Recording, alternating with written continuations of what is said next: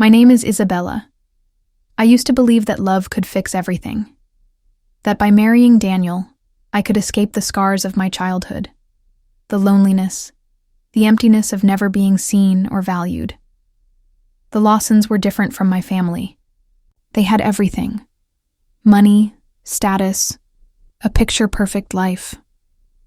When Daniel first looked at me, I thought maybe this was my chance to finally belong. He was kind, gentle even, as if he could somehow fill the void that had haunted me for so long. At first it was all dreams, his quiet affection, his thoughtful gestures. I had Luna, and she became the center of my world. I thought that maybe, just maybe, my daughter would know love in a way I never did. Maybe she would grow up in a house where the smiles were real, not masks, and where warmth was more than just a fleeting moment. But from the very beginning, there was something unsettling about the Lawsons. They had this coldness to them that couldn't be hidden, no matter how much they tried to smile. Daniel's mother, Gloria, was the worst of them all. She never outright said it, but I could feel it in every glance she gave me. "You're not one of us," she whispered without words, as though my very existence was a stain on their perfect image. Still, I convinced myself that I could make this work. Maybe if I was patient enough, if I loved Daniel enough, things would change. Luna's laughter would echo through the halls, and the house would be filled with warmth. But no matter how much I tried, the distance between me and the Lawsons only grew. And I wondered, deep down, if maybe I had been wrong all along. If there was no escaping the isolation I had spent my whole life running from. It didn't take long for the cracks to start showing, even though they always tried to hide them. On the surface, the Lawsons were everything I had ever dreamed of. Elegant, refined, the kind of family that looked like they stepped out of a glossy magazine. They held lavish dinner parties with silver and crystal, their lives stitched together with silk threads of perfection. Everyone was so well-mannered, so polite, always keeping up the act of happy, wealthy people living their best lives. But underneath all that polish, I began to see the emptiness. I saw how Daniel's eyes would glaze over when he spoke to his mother, how his jaw would tighten at the mere mention of her name. It wasn't love between them. It was something colder, something wrapped in duty and obligation. And as the days turned into months, I began to see how much of that ice had seeped into our own lives, too. Gloria was the hardest to ignore. She never outright insulted me. No, that would have been too obvious. Instead, she was subtle, always with that quiet smile that didn't reach her eyes. "You're not one of us," she would say, not with words, but with every dismissive glance, every cold, controlled silence. I wasn't born into wealth, wasn't groomed for the right circles, and to her, that was a sin I could never wash away. I told myself to keep my head down, to keep playing the part. After all, I had Luna now. I could handle it for her, I thought. She would be the reason I endured, the reason I pushed through the ever-present tension in that house. I told myself I could make it work, but no matter how much I smiled, no matter how hard I tried to fit in, the cracks kept getting wider. And soon I realized I wasn't just trying to fit into a family. I was trying to force myself into a world that never wanted me there. The first time I saw Luna cry over something that wasn't just a scraped knee or a lost toy, I felt it in my chest like a fist. She was only 4 at the time, but there was something about the way she shrunk into herself that cut me to the core. I remember walking into the living room one morning and finding her standing by the stairs, clutching a dust rag in her tiny hands. Her face was pale, her eyes downcast, like she was trying to hide from the world. I knelt down and asked her what she was doing. She didn't answer at first, just looked at me with those big brown eyes that still held the innocence of childhood. Then, in a voice so small I almost didn't hear it, she said, "Grandma said I have to clean. and that was it. I could feel my heart crack. No child should ever have to feel like they're the one responsible for cleaning up the messes of others, especially not at 6 years old. But that was the reality Luna was growing up in. While Maddie, Daniel's niece, was paraded around in frilly dresses, attending ballet recitals and birthday parties at country clubs, Luna was given a mop and told to keep the house quiet, to make herself invisible. Every time she stepped out of line or made noise, it was, "You're too loud, Luna. Go sit in your room. Go clean something." I could hear the sharp edge of Gloria's voice, always criticizing, always making her feel less. And Daniel? He wasn't there. Not really. He worked long hours, always away. And when he was home, he didn't see it. Or maybe he didn't want to. I didn't know anymore. I had convinced myself that if I kept pushing, if I kept trying to make Luna happy, things would get better. But the truth was, every day I saw her more and more like me. Small, afraid, trying to shrink so she wouldn't be noticed. It broke me. I promised myself I would protect her, no matter the cost. But I didn't know how to fix this, how to make her believe that she was worth more than the silence and the scrubbing. And I couldn't understand why Daniel couldn't see it. It was a Tuesday afternoon when everything shattered.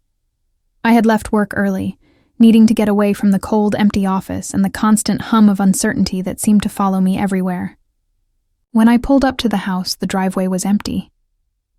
Daniel was out, and so was Maddie, off to some amusement park or event I didn't even know about. It was quiet. Too quiet. At first, I thought maybe Luna was just in her room, playing with her dolls or reading her books like she often did when the house was empty. But when I walked through the kitchen, I froze. There she was, my baby, on her knees, scrubbing the floor. I couldn't breathe. The sight hit me like a punch to the gut. But worse, it wasn't the first time I'd found her like this. What was different was the way she was crying. Softly, quietly, as if she knew she shouldn't be heard, shouldn't be seen. "Luna," I whispered, stepping forward, my voice thick with a pain I could barely contain. "Why are you doing this?" She didn't look up at first. Her small hands trembled as she continued to scrub, her face flushed, streaked with tears. "Grandma said the floor is dirty. I have to clean it, Mommy." And I knew right then, something inside me broke. I had told myself it would get better. I had told myself that one day Luna would be free of the ugliness that had marked my life. But it hadn't. It had only gotten worse. And I couldn't protect her in that house any longer. The rage that simmered inside me finally boiled over. How could Daniel? How could any of them let this happen? How had I let this happen? I didn't know what I was thinking, but in that moment, I made up my mind. I couldn't just stand by and watch, not for another day, not for Luna. I packed our things that night, quietly, while the house slept. I didn't have a plan, didn't know where we would go, but I didn't care. We would leave. That was the only thing I knew for sure. As I loaded the last box into the car, I looked at Luna, sleeping in her bed, unaware of what was happening. I promised her, silently, that we would never go back. She would never have to kneel for anyone again. Not ever. The world felt different when we drove away from that house. The air was heavier, the sky darker, but for the first time in years, I felt like I could breathe. I didn't know where we were going, and honestly, I didn't care. All I knew was that I couldn't stay there, couldn't stay in that place where love was a lie, and a child's innocence was treated like a burden. I kept my eyes on the road, one hand on the wheel, the other gripping the small bag of essentials I'd packed for Luna and me. She was asleep in the back seat, her face soft, her chest rising and falling with every breath. She had no idea yet what I had done, what I had decided for us. She was too young to understand why we were leaving, or what had really happened. But I knew that this was the moment we would never turn back from. I didn't have a plan. Maybe I should have. Maybe I should have known exactly where we'd go, what we'd do. But at that moment, I couldn't bring myself to care. The only thing that mattered was that we were free. Free from Gloria's cold eyes, free from the suffocating grip of a family that never saw us, free from the broken promises that kept me chained to a life that wasn't mine to begin with. I couldn't fix everything in one night. I couldn't erase the years of neglect Luna had endured, or the pain I had felt as I watched her suffer in silence. But I could give her something. I could give her this freedom, and that was a start. We ended up in a small town about 2 hours away from the city. It wasn't much, but it felt like everything. I found a small, quiet apartment, a place where the walls weren't suffocated with judgment, where Luna could laugh without anyone telling her to be quiet. It wasn't perfect. It wasn't glamorous, but it was ours. It was a place where we could start over, where we could just be. The next morning, I woke up with Luna next to me, her little hand resting against my arm. She stirred as sunlight crept through the window, but when her eyes opened and she saw the new place, she didn't ask any questions. She just smiled, and for the first time in a long while, I felt something that had been missing for years. Peace. It was 2 weeks later when the letter arrived. I didn't know how to feel when I saw the envelope. Thick, official-looking, with a letterhead I didn't recognize. At first, I thought it was some mistake. Maybe a bill, or some unwanted paperwork from the Lawson side of the world that had found its way into my hands. But when I opened it, my breath caught in my throat. It was from a lawyer representing Daniel's late grandfather. I had forgotten, really, that he even existed. The old man had been a shadow in Daniel's life, someone he never spoke about much, someone whose wealth and power had remained distant, almost mythical in its influence. But apparently, he had been paying attention all along. The lawyer's words were like a punch to the gut. "Your daughter Luna has been named the sole heir to a portion of the estate." I must have read that sentence a dozen times before it even started to make sense. It seemed impossible, too surreal to be real. But the more I read, the more I understood.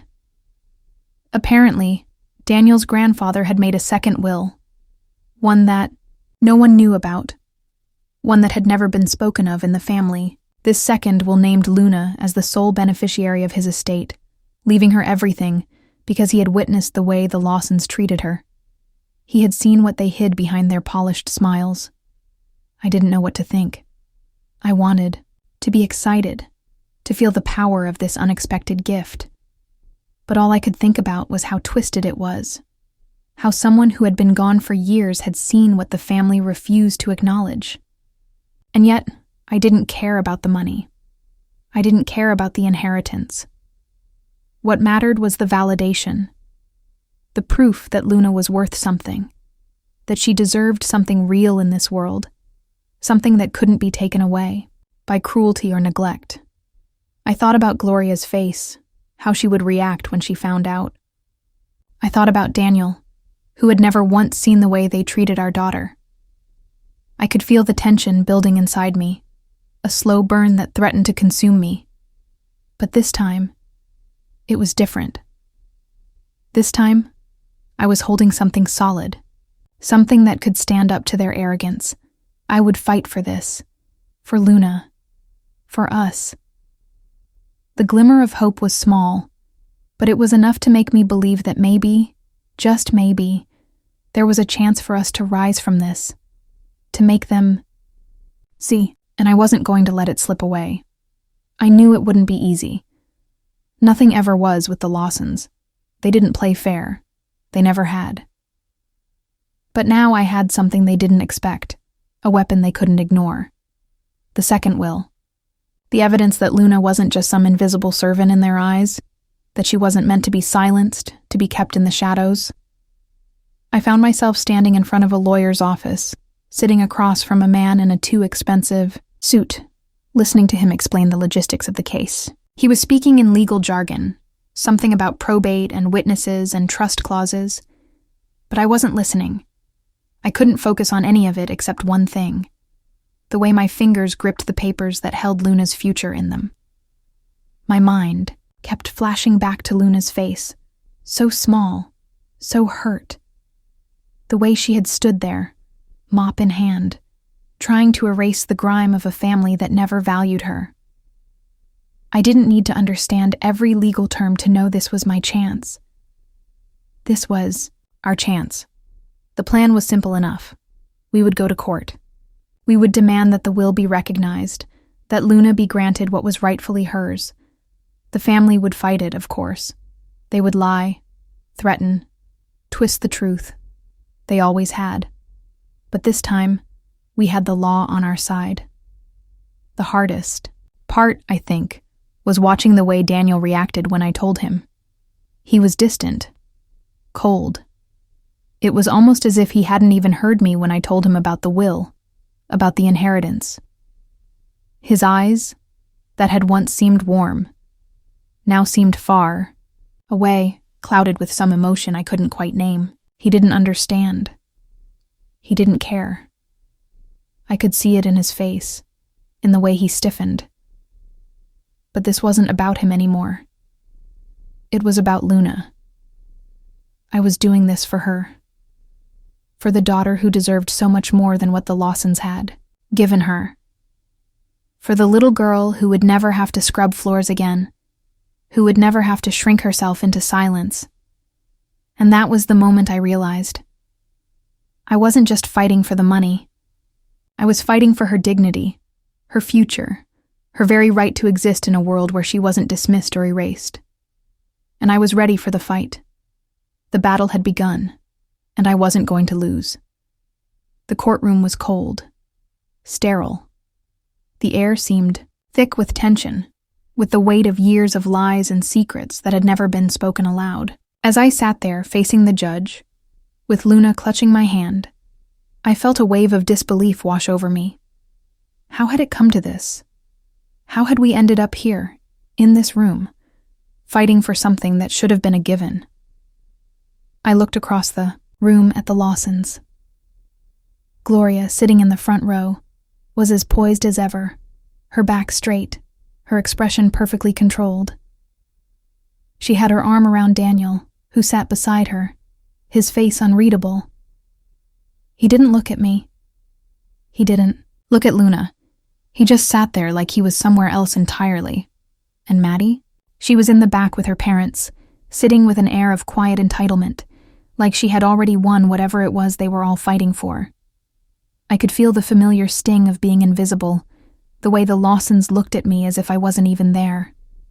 They thought this was just another game, another opportunity to show how much more important they were than someone like me. But this time, I wasn't playing their game. I wasn't going to let them control the narrative anymore. When the lawyer presented the second will, the one no one knew about, Gloria's face drained of color. She had always been the stone-faced matriarch, the woman who controlled everything with subtlety and silence. But in that moment, I saw her for the first time. Then I saw the panic in her eyes. I had expected her to put up a fight. But what I hadn't expected was the coldness that took over her expression. She didn't even try to argue the contents of the will. Instead, she went straight for the character assassination, trying to paint me as an unfit mother, trying to discredit me in front of the judge. The accusations were outrageous, too loud, too emotional, too unstable. But none of it held weight.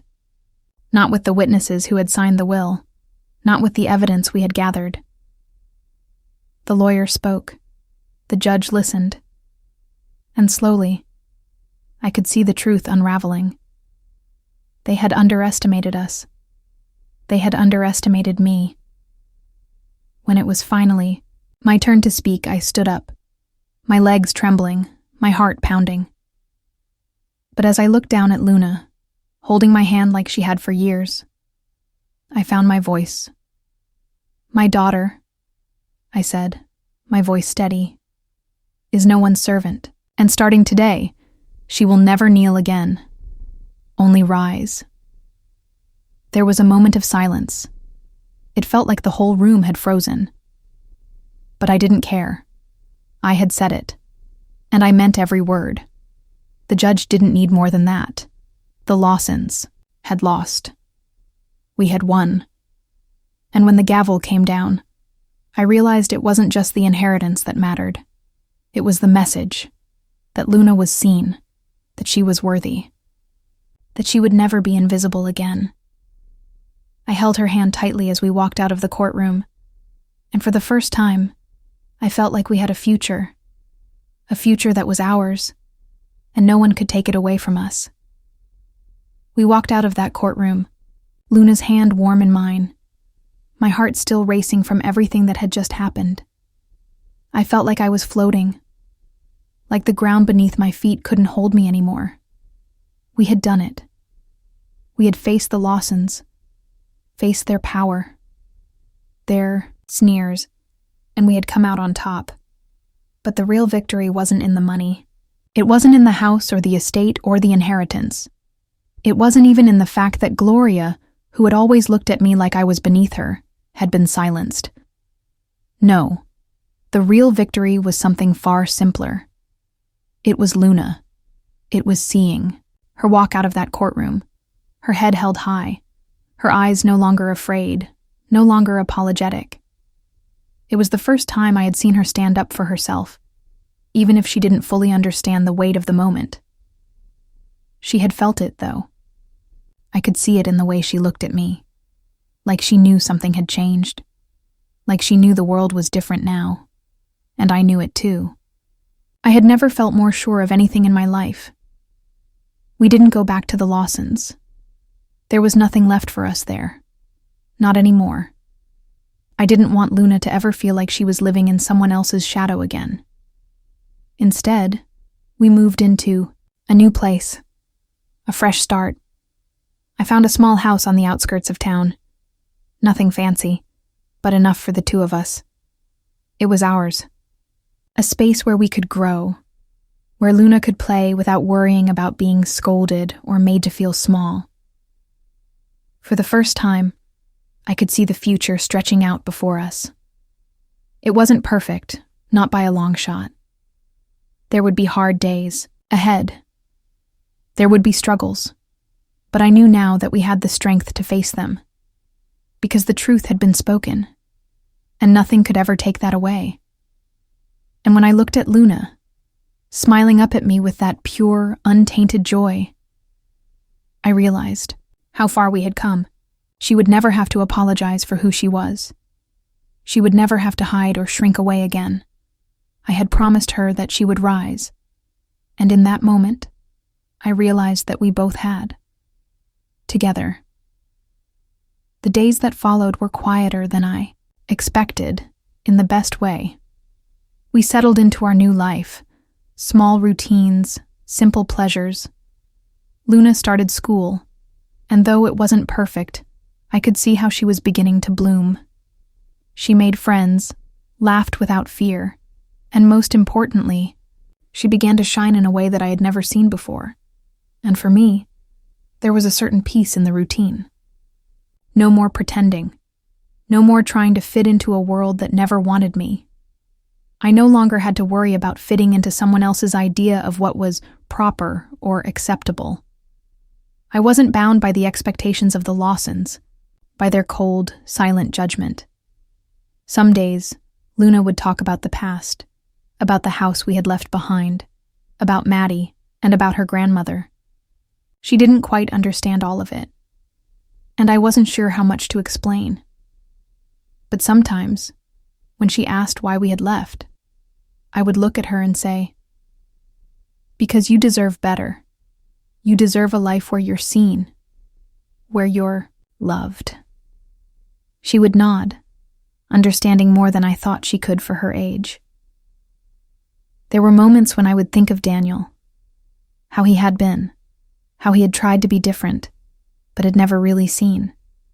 He had been too lost in the web of family and obligation to notice what was right in front of him. I didn't know what happened to him after the court case. I didn't care to know. I had let him go, just like I had let the Lawsons go. And there were moments when I felt the weight of that. When I wondered if Luna would ever ask about him, if she would ever want to know why he wasn't part of our new life. But then I would look at her strong, proud little face, and I would remember, we didn't need him. We had each other. We had everything we needed. I had always told myself that Luna would be loved in a way I never was. That was the dream I held on to for years, the one that kept me going through all the pain. And now, as I watched her running through our small backyard, laughing in the sunshine, I realized something. She already was loved, truly, deeply. And I had found that love too. Not from anyone else, but from the one person I had been neglecting all along, myself. So when I closed my eyes at night, listening to Luna's quiet breathing as she slept in her room, I didn't feel the weight of the past anymore. Instead, I felt a quiet, unshakable peace. We had risen, together. We had walked through fire, and we had come out stronger. And as long as we had each other, I knew that nothing, no one, could ever take that away from us.